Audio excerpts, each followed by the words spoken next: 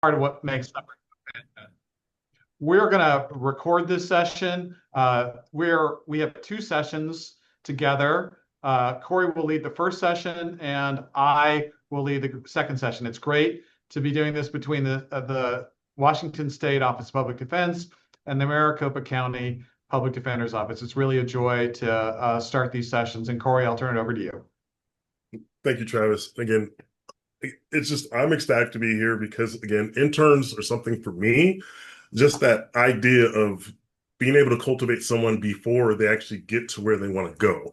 And so, again, as Travis stated, it was like, yeah, what are we doing? And so this is what we're doing. So let's kick it off today.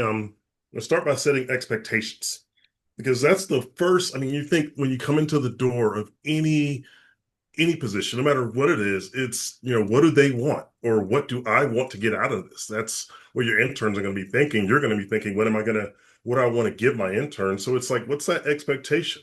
But before we do anything with that, let's do a little ground setting with this first. I want you to remember back to when you first started, when you were an intern, or it was your first day in the office. If you just came straight in, as I did in public defense in a non-traditional way, what was, thinking back to that moment or that week one, think about what's the one thing you wish someone would have told you on your first day. Now, it's obviously there's the obvious answers, like there's, okay, I wish I would have known the proper way to file this, but what about the little things like the culture of the office? Again, we wear flip-flops on Friday. I'm in Arizona, so formal is a different thing for me here. I'm originally from the East Coast, so formal there is a lot different than Arizona formal. I wish someone would have told me that. I spent my first 2 years in this office wearing three-piece suits. Who knew? And so things like it doesn't necessarily always have to be about the job, but it's the culture, it's the environment, it's just, all the things that someone walking into a brand new space for the first time, they're just, what did you feel? What did you wish you have gotten? I want to just plant that seed right there in your head as we move forward with this. And you think about those conversations, and the truth is, the biggest problem with communication is the illusion that it's taking place. You think back to that conversation, that day one, that week one, or whenever it was, or even now, when you go through and it's this idea of yeah, you said this, you feel like they've gotten it. A week goes by and kind of, okay. 2 weeks go by and okay. And the third week is what happened? Now it's that oh, I just thought it was an idea. I just thought it was a suggestion. And again, it's not wrong, but it's that idea that, again, communication. And that communication is, again, sender, receiver coming together. Not just sending the message and throwing it out there and hoping it gets received. Again, it's not pickleball. It's actually, again, a loop. You got to have the loop. So when you communicating with your interns, remember that one. I mean, making sure when the message is clear, not only is it's sent clearly, but is it received clearly? Because sometimes in between point A and point B, there can be some white noise. So just be mindful of that, as you put that out there.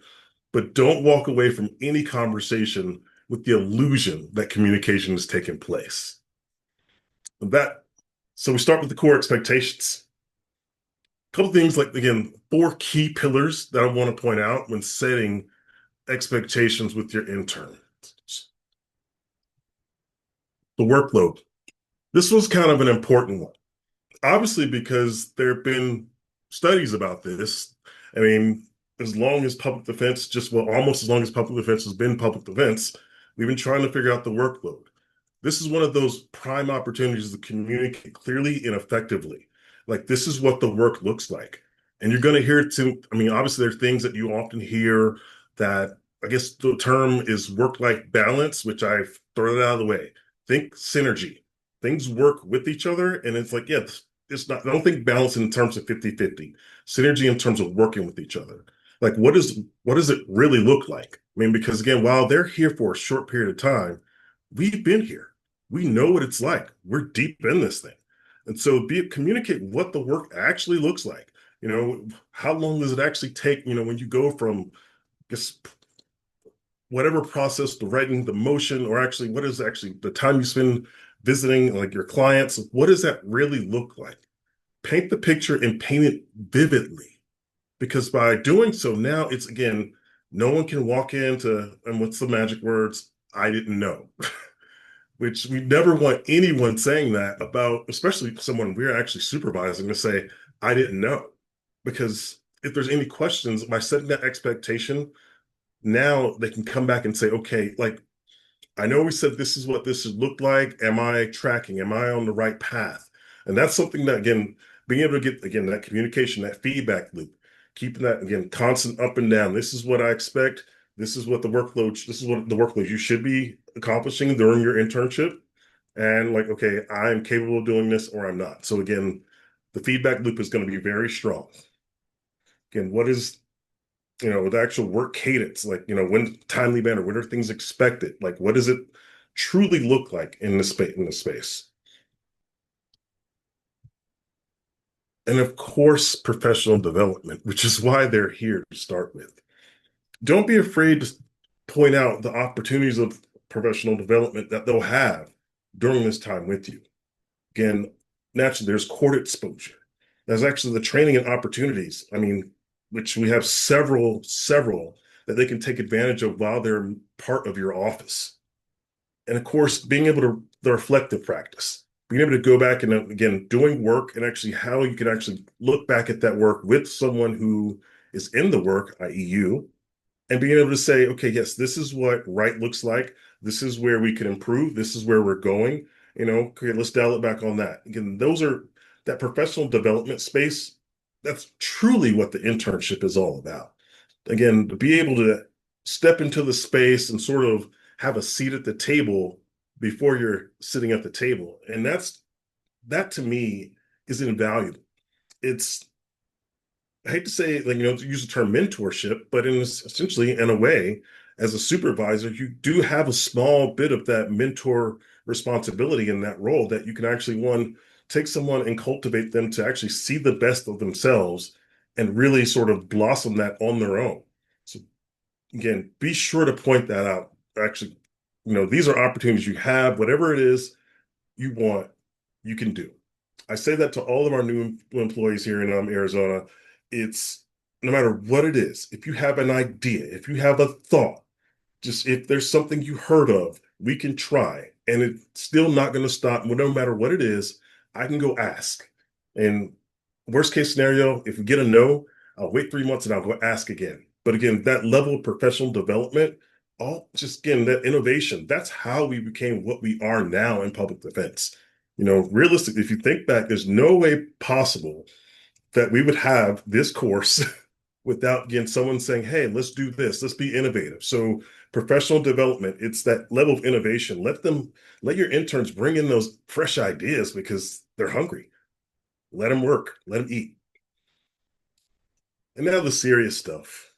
Because, the confidentiality, because, they're just the standards. And whether you're interns, because I know in Maricopa County, we actually have paralegal interns, investigator, social work, as well as attorney interns. So again, that level of confidentiality, like, we have to talk about that. And what are the rules of ethics? Making sure that we're clear on where we're going and like in what we can and what we can't do. And it's the nuts and bolts, but again, being very like, okay, these are the rules of ethics. This is what confidentiality looks like for our office, and you're expected to model this. And that's kind of like, that goes without saying. It's like, yeah, that's your ethics credit, no matter, usually this is where in most presentation, like, yeah, and that's your ethics credit, but, not going to do that to you. But yeah, that's really the nuts and bolts of it and keeping it, where it needs to be. And the fourth pillar, the office culture.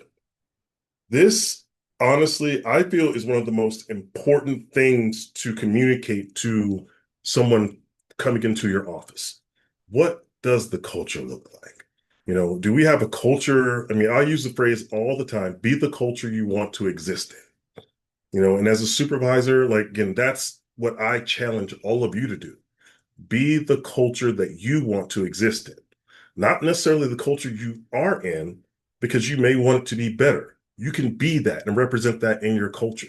It doesn't mean like, okay, you're going against the grain in the office. It's just be the culture you want to exist in. Set the stage. whatever. And if your office culture is wonderful and perfect, then furthermore, exude that. But again, be the culture you want to exist in. What is like, and what do we do? What are our standards? Like, again, what type of, case review are we doing? Like, and these are the things that, again, communicate these. Are we a donuts on Tuesday kind of office? And again, I know it's a very wide gap, but all of these things matter to someone who is just stepping into this lion's den, and with, again, so many well-seasoned, again, supervisors, everything's scary. But knowing the little things about how to fit in, like that's the way that honestly can make things happen. Again, setting the stage for the culture, making sure that everyone knows what's on page, like where we're going and we're on the right page. Again, the norms, like again, all the little things when it comes to culture. Once you set the foundation with those four key pillars, now we can start really truly having a conversation and looking into goals, but not just goals as in I want to climb Mount Everest because I do, but SMARTIE goals. And so I want to welcome you all to SMARTIE goals. And yes, like again, if you've heard of SMART goals, like yes, we added an IE on the end, and we'll cover all of that. So when you think about goals or the SMART goals, obviously the S, specific. What exactly do you want to accomplish? And I say this not only for your interns, but for you as well as a supervisor. What do you really want to accomplish? Because, be specific, not just, and challenge your interns to be specific when they're setting their goals as well. As not just, I want to supervise interns and show them things. Like that's, not really specific. What do you want to show your interns? So it's, again, be very specific, be clear and be detailed about the outcome of where you want to go with this. Again, you have a very, very small window of opportunity. Don't squander that, because again, when you're setting goals, don't just let someone say like, I want to be a great attorney. Okay, great. You can do that. But what does that really look like? Really modeling, having chat, like again, push back a little bit on that. Really like be specific. What do you want to accomplish and what does success look like? And be clear and detailed. Again, the phrase comes to mind, it's not about the destination, it's about the journey. And when setting a specific goal, it truly is about the journey because there's certain things you have to do to get there. Again, I always use the goal of mine, I'm going to summit Everest.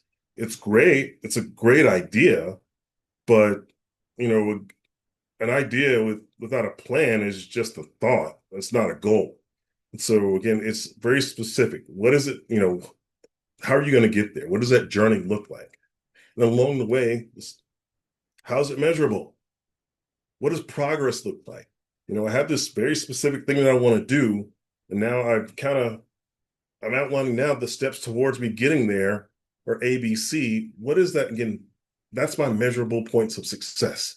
These are all key points and elements that I think for you as a supervisor, again, through your supervisee experience and your supervisees, your interns, like again, knowing exactly, hey, if I'm doing this, I know I'm on track with my goal. I mean, it seems like I don't want to say rudimentary, but I mean, honestly, like we've all had these goals, but honestly, until I started using SMART goals, not just professionally, but in my personal life, it's really changed how I look at, again, not just large scale, like in career achievements, but also it's improved how I actually do things around the house. So setting those SMART goals has given me that point of, okay, well, I know I'm building a deck. So what does progress in that look like instead of just having the wood sit in the backyard? So again, it's a measurable point of success. I need to actually put the pillars in the ground first. And, what are the milestones? Like in the actual results of the thing, whether writing the motion, whether it's like, here's the initial draft. Okay. Like, here are the corrections, here's the changes, second draft, again, measurable steps in that. And it's got to be something achievable. And when I say achievable, I want you to think in terms of resources, like not so much, and we'll cover time as a resource in a moment, but really just resources as in, again, what do you have the capabilities? Do you have, do you have the technology? Do you have the guidance? Again, think about your resources. Is this something you can do with the current resources you have? And if not, like, again, think about all the tools in your toolkit, your leadership toolkit, the people who can have a part in this thing, and what knowledge do you need to actually achieve your specific goal. And I challenge you to challenge not only yourselves but your interns. Really think about, what resources do I need to achieve my goal. And because, again, it's a summer internship, I know I'm not unrealistic. I know you have a very, very small window of time. So when you think about, okay, is this goal achievable specifically within that amount of time? We'll cover time in a second. But more importantly than that is making sure the goal is relevant. One, not only relevant to the mission, overall mission of the Office of Public Defense as a whole, but make sure it's relevant to the individual, to you. Because I say this a lot, if you're doing something that doesn't speak to your core values, you're going to feel like you're wasting your time. And nobody wants to feel like, I wasted my time in this internship, be it you as a supervisor or the interns. Like, I wasted my time, going through these motions, trying to, like, give someone this thing. Yet, it just doesn't speak to me. So it's, making sure that, no matter what the goal is, one, it connects to your professional values, but more your core personal values, like things that your learning goals. There's all the things, like, it's just sort of, it's the puzzle piece that brings everything together. Making sure, like, okay, it does speak to me. Like, so there's a little bit of, I think in public defense is probably the only field outside of the military where you can actually bring your passion to work every day. And so being able to bring that passion into your goals, I think it's a very, very unique thing of public defense. And we should harness that. We really should. And, like, we promote that. Like, yes, your goals are relevant to your, not only your core values, but look at our mission statement of the office. Like, it's relevant to that. Look at, again, the overarching idea of public defense. Like, your tiny goal connects to all of that. And I think that, again, that sense of inclusion right there, that's power. And you can create that. Of course, being time bound. Again, I said I'd come back to time. Think of time not as one of your, I guess, it is a resource. But in this case, think about time as sort of along with your measurable points. And how are you checking in? How are you setting those check-in points? I mean, am I checking in, doing a one-on-one every day to make sure you're meeting your metrics? Like, that may not be productive, but what's actually, okay, we have, say, 2 months to do this thing. Now, what does it look like? At the end of 2 months, we should say, okay, we've gotten this thing. And what we don't want is we talked 2 months ago and here it is 2 months later. And now, well, I didn't know. I just thought I was doing the right thing. We don't want to leave people hanging. Again, that time bound, okay, setting along the pathway, this is our final destination. But think about it. I'm a huge Formula One fan. Like, so, there's that. But you can't win a race until you completed laps. And so when you think about that process of the goal, meeting the metrics, each one of those metrics is a lap. And ultimately, it should be 8 laps to complete the race. And so in that aspect, yes, it does give you this is what this looks like. This is what progress looks like. I'm on time with these things. I have 8 weeks. I have 4 check-ins about this specific goal. This is where I should be. This is where I am. I'm ahead. I'm behind. Again, the time. Time is a resource that honestly we cannot squander and we cannot get back. We all know that. I mean, I say that without saying anything further. It's just time. You cannot get it back. And consider, like, now moving from the SMART to the I, the inclusiveness of your goal. And I love this because it really, for me, it allowed me to look at my goals in a very, very different way. Not so much that it's not my goal or it's a shared goal, but in the sense of, who else what other perspectives can I take in for this goal to help me, one, have a better lens about this goal, but also develop a better picture and honestly get some resources that I may not know about for this goal. And it's who's going to be impacted by this goal, whether it be, especially in our work, again, not just our clients, but our colleagues. What about, again, our family? How are they, again, my goal to actually, I'm going to work 120 hours this week. That's not really being inclusive of the other aspects of your life, because everything is going to be impacted by that. And you have to sort of, again, that work-life synergy. Like, while this, again, I say 100 hours and I'm totally it's been done before, but let's say it's not. But again, how are you looking for input and feedback and bringing people in on this goal? Like, are you getting that buy-in? Are they getting your buy-in on their goal? Are you getting their buy-in on your goal for them? So it works, again, it's a feedback loop and it's a cycle, but that inclusion can make them a part of your goal for them. I know that sounds, say it again, make your interns a part of your goal for them. So they don't feel like, okay, well, this is what my summer is looking like. Great, here we go. And again, inclusion. It's one of the most important things. Again, it's really changed how I look at my personal goals, but also how I teach others about goals as well. And lastly, the E, like, it's equitable.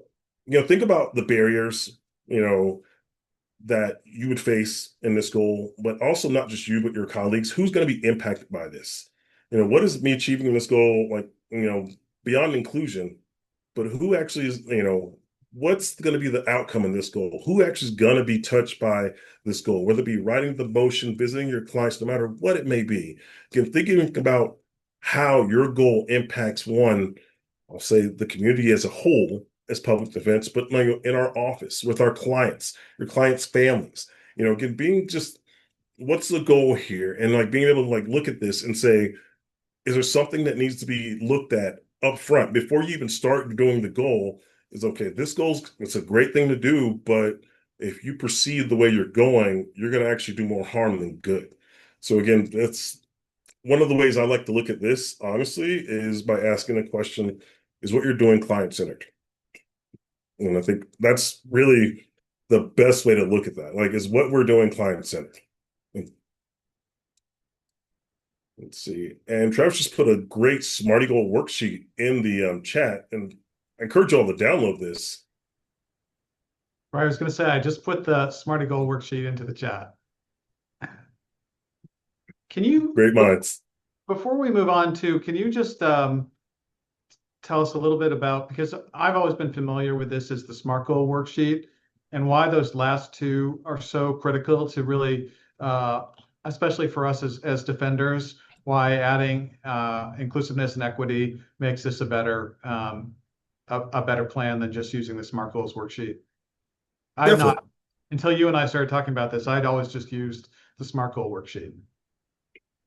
And it's, for me, I'll say, I think we mentioned this, for me, SMART, the IE, it's relatively, like, I'll say 2 years, I'm 2 years into it, but again, it's changed how, when I look at the work I do in public defense, because I look at, okay, how, as a trainer, as a leader, as, am I actually leading in a way, am I taking everyone's like ideas in consideration with how I train?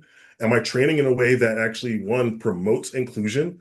Am I just sort of have a narrow window of focus, and I'm only focused on like this idea, I guess, cookie cutter type of public defender, which doesn't exist. And I had to learn it the hard way. And are you, as a leader, are you seeing someone just sort of regressing in the background?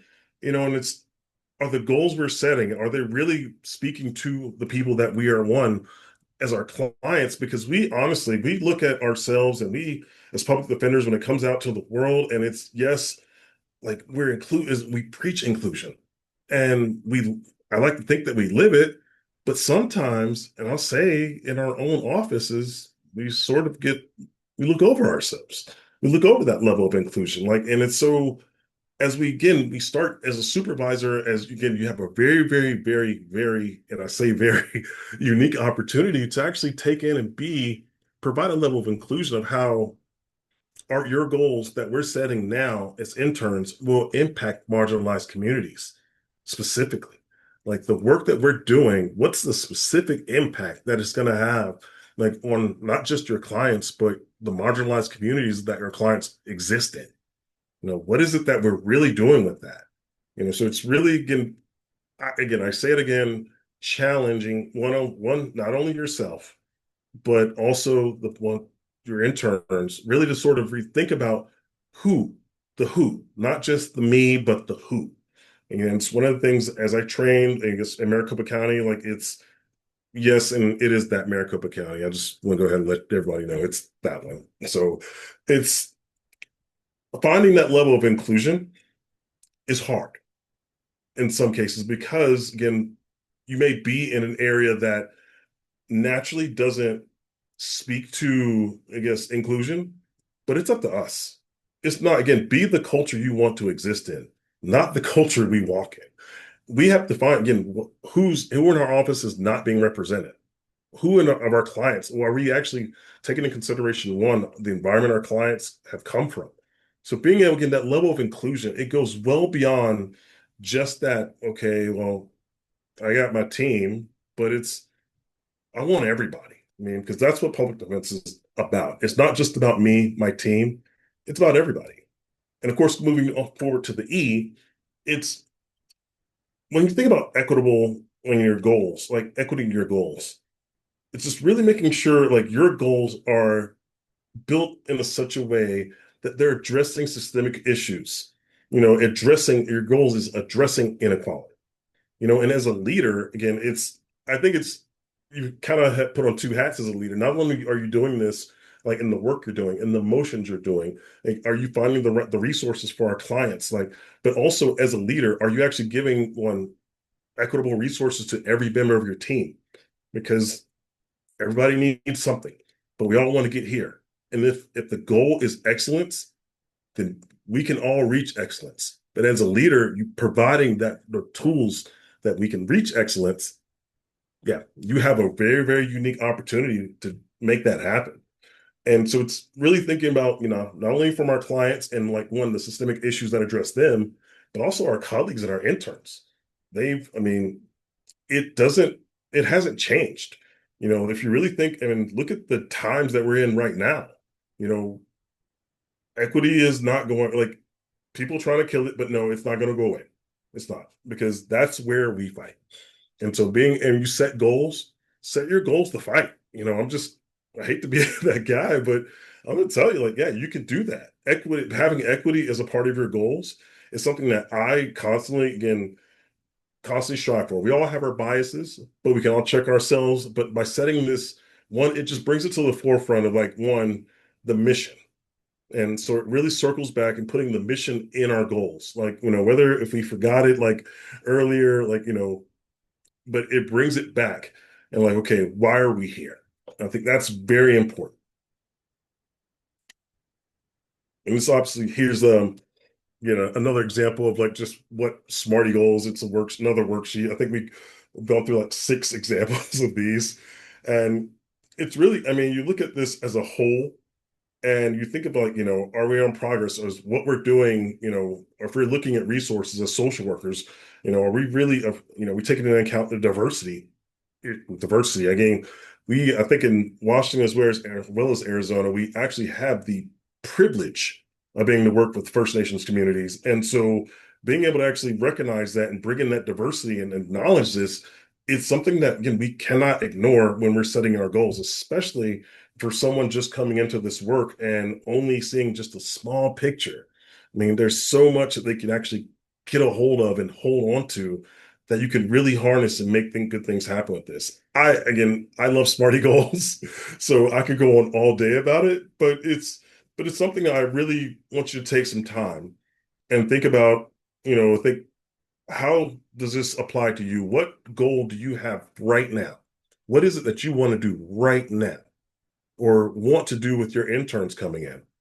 And start with that goal and break it down and really see how it like fits within the SMARTIE metrics. And, I challenge you for that, and I challenge your interns to actually do the same, because I think, like, as I mentioned, the IE SMART goals, I've kind of been on the train for a while, but the I and the E really changed the game for me, because it really like, okay, wait, we're acknowledging these things. We're not just okay, it's about me and what I want, and if you're not on my train, I don't care. No, it's sort of a way that one, we're moving forward, and not so much you're pulling everyone with you, but we're moving forward together, and we're not leaving anyone behind.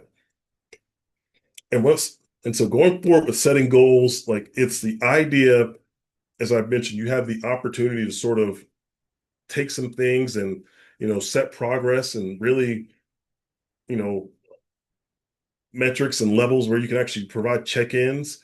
And what that does is give you an opportunity to practice how you're coaching. And coaching is not always everyone's default leadership style. It doesn't have to be. I'm just going to be honest. But it's about recognizing the tools of your coaching practice that really can set you apart, one as how you interact with your interns, let's say from setting the expectations of, the whole program as in general, to one recognizing how they're actually going to interact with you, like with, setting their goals, but it's being able to coach them through these things. Two key pillars, if once you put these in your coaching toolbox: bridging the gap. It's one of the best practices for co-creating goals is, you know, is to do just that. Co-create the goal, not just hand out the goal like this is what your goal should be, and you just okay, this is that. But no, actually getting that buy-in. Because again, when people feel like they're doing something that speaks to their core values, they put a little bit more oomph behind it. They give you a little bit more gusto because they care more. It's some questions that possibly in your first week to bridge that gap. Again, think about this. First time they're coming into this, again, they're coming into a law office, probably for the first time. You know, they're probably, they're all the things that they may be experiencing, and they're looking at all the, you see the pictures on the walls, like, you see all the, everybody in the office who's just doing the thing and the hustle and the bustle, and it's easy to be intimidated by that. But it's also hard when you're in that position to one, say, help. I don't know. Like it's you, they want to be look confident, but it's up to you as a supervisor to sort of bridge that gap and now like reach out to them and sort of some questions you could ask, like, what do you hope to get out of this experience? I think that's very popular. Like, it's one, I want to know what you want. And I think really just sort of that's because honestly, that's what matters because we want them to come back and we want them to be the amazing defenders that you are. I mean, this is the next generation of defenders that we're really cultivating, but finding out what they want out of this internship, that's key. That is key. And also looking at because this isn't just the cookie cutter situation. Like, no, I've never met two public defenders that are alike, honestly and truthfully, like never have, and I hope I never do. But really, where do they want to grow? Asking, where do you want to grow the most? In what area? There are a lot of coaching, again, that professional development opportunities, really looking at that. What does that look like? Where do you want to grow specifically the most out of this? Because again, yes, while we have a limited amount of time, we can still do some great things with a little bit of time. I've heard some amazing stories about amazing motions being written in the 11th hour. So we can do anything with time. Another coaching question, I think it's to sort of bridge the gap and sort of reach out to your interns. It's really looking, are there any identities or experiences that are important for them to know about or how you can support them better? Like, again, care about your interns. Know that they're going to bring their authentic self to this and bridge the gap because they know they bring themselves to this, but also just bridging the gap and allowing them to one, bring their authentic self to you and bring yourself to them because it's going to take being a little bit vulnerable, but you can actually make that happen. Reach out. Don't be afraid to ask how you can support them better because truthfully, we don't have all the answers. And once you bridge the gap, we talk about the, the reflection piece and it's going back. And this is sort of looking at what's happened. And again, don't wait until the end of the internship to do this. This is something that, again, I say meetings, the one-on-ones, the check-ins, like I think you have, I'll say roughly 2 months, 2.5 months. You know, these are check-ins. These are these reflection periods, and we're allowing your intern to look back at the work they've done and how does that work speak to them. It's very important because if they're not doing something that really truly, speaks to their core, they're not going to really give it their all. And we want our interns to give their all because, again, we want them to come back and we want them to come back and do more work and do better work. And so that's using your one-on-ones and check-ins wisely. It's something that it's a tool. And if you look at, there's the idea of a lot of times people go into one-on-one, have an agenda with it. So that way you're not like, oh yeah, let me talk to you, talk to you for a minute when you have time. Don't do that. Don't do that. Please do not do that. I encourage, I hope you won't do that. I mean, I'm not saying there's like some things happen on the fly and we need to talk about it, but it's schedule your one-on-one so that they know your interns know they're coming and they know what to expect. Have an agenda. These are the things that we're going to talk about in this one-on-one. Not just your check-ins. Okay, it can be a drive-by, but it's your one-on-ones. That's where you can have the most impact of reflecting on the work that they're doing.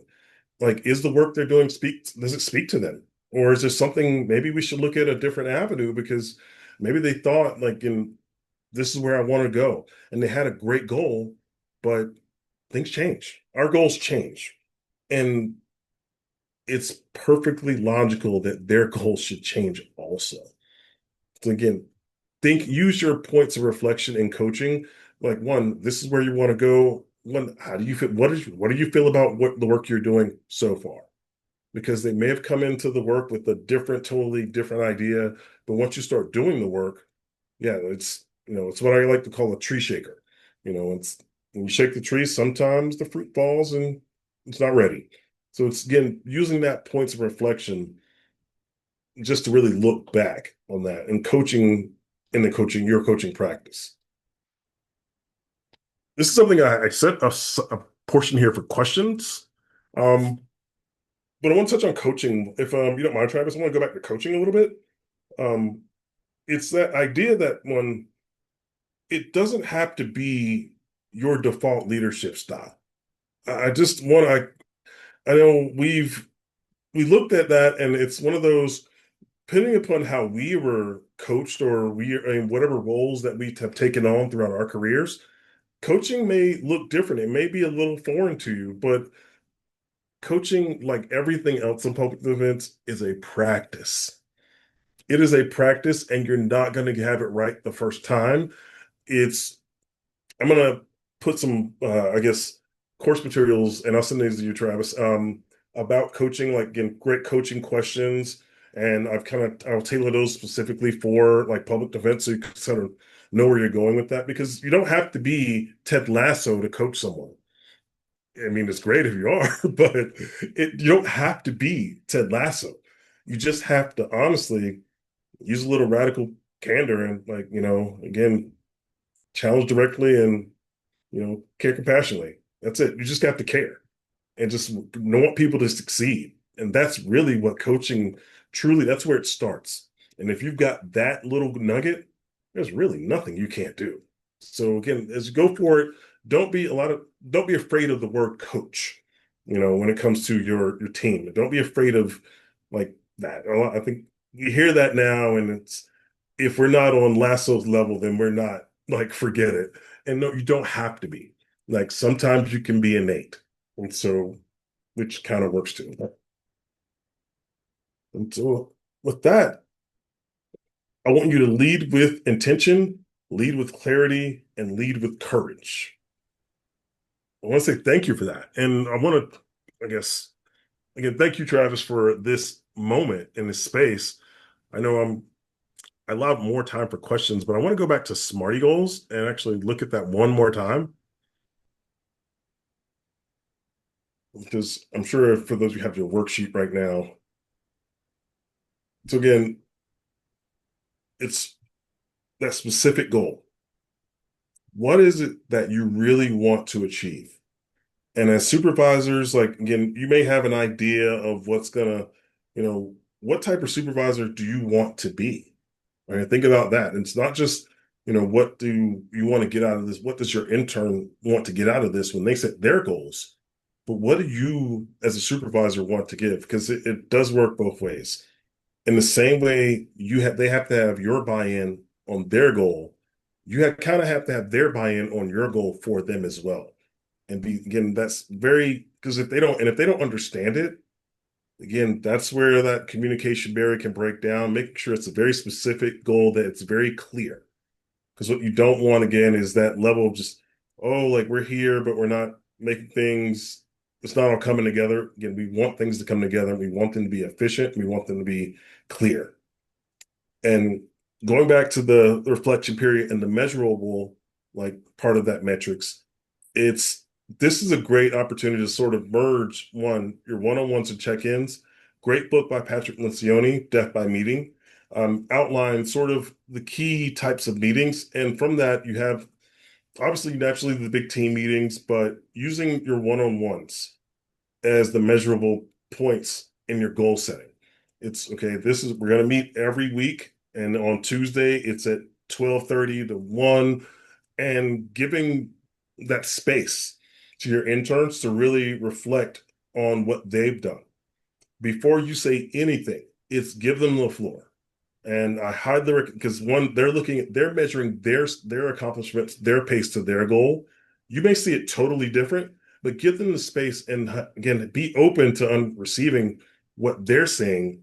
And if they totally missed a mark, which I doubt it, but it can happen. If they totally missed a mark, rein them back in. But use that one-on-one time very specifically, very deliberately, to make sure, one, they're communicating how they feel about their progress to their goals, which again, you should do the same. Like, okay, after they've given you that, you can either push or, just stir a little bit left, right, but, keep everything within right and left limits with that. The one-on-one piece, don't use drive-bys or check-ins as, don't use like the one-on-ones. This is where this should happen. Not your check-ins where it's like, hey, you good? Yep. Okay, good. No, don't do that. Don't be that person. Be intentional. Be deliberate with your time, because it's a resource that we can't get back. And naturally with our interns, 2.5 months. Just thinking that terms, 2.5 months to really plant the seed, cultivate it, and hopefully something sprouts to where we have a public defender coming out of that. And that's the mindset, honestly, you have to take when you're looking at goal setting. Again, achievable, the resources. That is, think about that now as a supervisor. Are we going to need, Westlaw accounts? I mean, everything from that's how your mind get literally what resources are going to be needed to achieve these goals, whether it be Westlaw accounts, whether it be parking passes, or just understanding getting to know the judges, how to navigate a map to court. These are the things that can make these goals achievable. Because without these things, again, if you think back your first week, what did you not know? What could have helped you do it just a little bit better? You got it. Obviously, you got it. But, what could have helped you do it just a little bit better than what you're doing it, than what you did do it? So think about those aspects with that. And of course, again, Or, the values.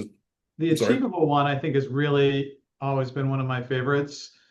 We can, when a student sets their SMART goal as I'm going to try 6 cases this summer, you know that it's not possible, right? And so I think that one of the things that's really helpful with the SMART goals worksheet is that when we get to this spot, achievable, the answer may not be you're going to try any cases this summer, but you are going to have opportunities to appear in court and stand up next to people, attempt to hold suppression hearings, and attempt to go to trial. And I think that really helps the measuring of how much you can get done in the period of time. For example, in my old job, we had students that were there for a semester and students there for 2 semesters. It was not achievable in an appellate practice to get an argument in one semester, but achievable in two.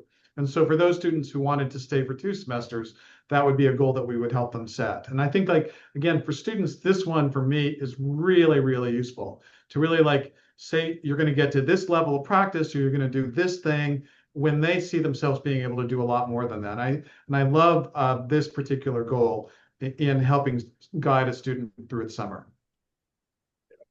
And I agree. It's I always use the far-fetched example that I'm going to summit Everest in that Yeah. aspect, but it's that, yeah, like you can do it. There's nobody saying you can't do it. No one's saying you can't do anything. And that's important. I want to put out for supervisors. Like, you're not telling your interns that they can't do these things. It's just given the time and the resources, that's not something you can achieve in this space right now. And I think that's very candid. And I think that's the best thing you can honestly give Yeah. someone. Because, going to my Everest goal, like, yeah, I'm gonna summit Everest, but given the time, and I haven't put in any training, and so it's probably not gonna happen like anytime soon. But it's that, again, it's an achievable. Like, it's just, you don't want to. We're not building dreamers. We're building goal crushers. I think that's the best way I could put that. We're not building dreamers. We're building goal crushers. And that's what I firmly believe that. It's good. Which, yeah, you know, goes, if it's achievable, is irrelevant. Like, and again, I do a lot of the values correlation on this one because I think it has, like, your goal has to speak to your core values. And as public defenders, again, I say it outside of, the military, which was my previous job, like, this is a very rare, I don't know of any other fields where you can bring your core values into the work the way that, we can. And so I would encourage your interns to actually kind of look at themselves and what speaks to them, what brought them to public defense, and really, like, harness that, because this is a time when they can actually, the thing that brought you here can, one, sustain you here. And I think that's really sort of that full circle where it goes from just, yeah, this would be a good thing to do, but no, this is the thing that really this is my passion, and it's really keeping me in that sustainment loop. When it gets rough, it's the thing. And of course, like, again, equitable, I think that's one of the things, I think, especially coming into this work, that really have to, just take a moment to really think about who our work impacts. Not just, doing the work and, okay, I did some good because I did the work. I learned some things, but by me learning, by me going to court, by me observing court, what have I learned about our clients in court? What have I learned about our clients' families in court? So again, thinking from that aspect of not just, you know, it's me and the client, the judge, states, county attorneys. It's that, no, but what is looking at the whole picture? Asking your interns, what did they see in court? When the verdict, during the sentencing hearing, what did you see? What's it's really looking at, like, who's impacted by the work that we do beyond the client. Think about, like, when you think resources, it's how can we reach out and make, again, a better connection for that resource for our client. And I love this because it starts as public defenders. We begin to look outside of not just ourselves, but our offices. And we start thinking, okay, this is bigger than us. And we actually, sometimes we got to reach out and, like, reach up to Washington or reach down to Arizona, and I'll take your hand. And so thinking from that aspect, like, who has the resources? Like, who can how does this impact people, and who has the resources that I don't have, or where do I need to go with that? And I think very, very powerful with that. I think that, and again, if you have questions, please feel free to put them in the chat. Because You it's can not, also I put just people dumped off, it. off mute too. Oh, okay, great. Yeah. Yeah, so you I can raise your know, hand or put them into chat. Either way. I know I dumped a lot on you, a lot, but I'm going to give you the resources to where you can actually download and process, not only just, okay, what does coaching look like? What are core expectations of, like, this internship thing look like? What do these look like? I mean, I specifically tap on, like in the workloads, because obviously if it's important enough that they can do a study about it, we probably should talk about it with our interns, things like that. And so I can't say thank you enough for giving me the space and to actually do this, because it's something, we don't talk about SMARTIE goals. We don't. And I think by encouraging that, especially from the beginning, I think when I first learned about SMART goals, just without even the IE, it was a game changer, because it gave me sort of a blueprint, if you will, to now, okay, I'm going to do whatever it is I'm going to do. I need to frame it within this. And if you're around me more than 5 minutes, you'll hear me say the phrase, there's nothing you can't do. And it's because of SMART goals. There's nothing you can't do. And honestly, it's because of SMART goals. And I encourage you, I encourage your interns, like just challenge them to, again, believe there's nothing that they can't do. But again, make it smart. No matter what your goal is, make it smart. And if you have like any questions, feel free, my email's in the PowerPoint. I'm also the Wellbeing Resource Coordinator for NAPD. And so there's multifaceted. So either email, you got to reach me. And for anyone in Arizona seeking CLE, wait, got a question. Yep. Yeah. Like, perfect, great minds. Let's see. What advice do I have for people who are thinking, you want me to add more on my plate with the SMARTIE goals? I know. And, it's a lot. And then for some people writing out, it may, honestly, I agree. I'm asking you to do something. I went from just setting a goal to SMART goals and now SMARTIE goals. The truth is, no one said you had to do it in a day. I mean, I think that's something to consider. Like, I mean, the same way you're preparing for your internship, you could also again prepare, like, again, what are your goals for your internship? And I think that's something that for me, I think it's not easy. It's not. I mean, let's be honest, we have a million things.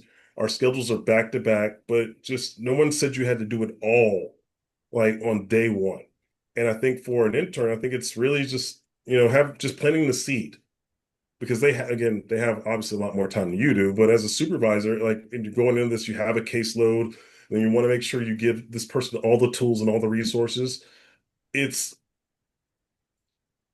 You're gonna not get it right every time. And the first time you actually start looking at, how to implement these things, like, it's going to seem like a foreign concept. So I don't want to, I'm not saying I'm challenging you on that, but sort of, I know there's nothing you can't do. And so it's I'm sorry. No, I was going to say the other thing too is that this provides a framework for meetings. One of the reasons why I like using the SMARTIE Goals worksheet is that it provides a framework and actually kind of speeds things up.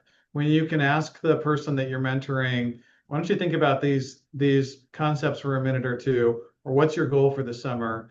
And then using this to kind of work through and make their goals either easier or more manageable. I think you end up actually saving time. It's really not a tool designed to make life more oppressive, but easier.